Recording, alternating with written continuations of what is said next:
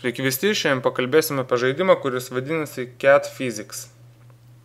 Tik pasileidus žaidimui iš karto matom 3 pasirinkimo variantus, per meniu nevaikščiosim, patys pasityrinėkit, pradedam iš karto nuo žaidimo. Pasiėmam pirmą lygį. Čia bandžiau žaisti.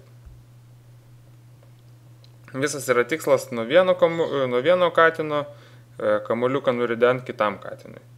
Paspaudžiam, kamuoliukas rieda. Pirmas lygis pereitas, viskas atrodo labai lengva, viskas labai paprasta. Net nenuėjau tiek, kiek man reikia.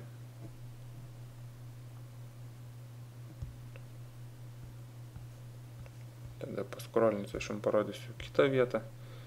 Prasideda kažkokie, čia yra rodiklė, kuris sukinėjasi ir parodys mum kamuoliuko trajektoriją. Bandom. Kitas katinas pagavo. Bet kadangi viskas įvyko ne taip labai gražiai, kaip turėjo būti, aš neuždirbsiu daug taškų. Kaip matot, neleidžia ten per daug mum išdykauti ir žaisti kiek nori. Nu, ir neperėjau. Ką mes galim padaryti? O, yra iš kažkur tai dar.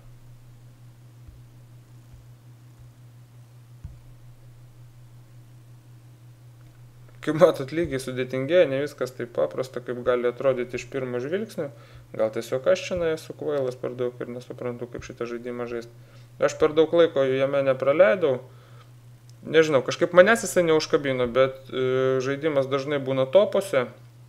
Todėl tiem, kas galvojate įsigyti šitą žaidimą, pasižiūrėkit šitą apžvalgą ir nuspręskit, reikalingas jums ar ne.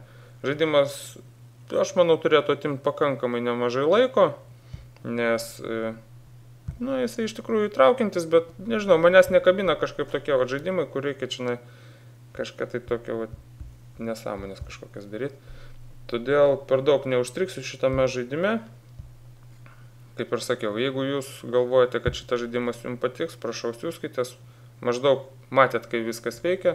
O su jumis buvau aš, 314 Circle ir AEP apžvalgos. Nepamirškite spausti laikų, dalinti su draugais ir pasirašyti po mano kanalu. Iki pasimatymo.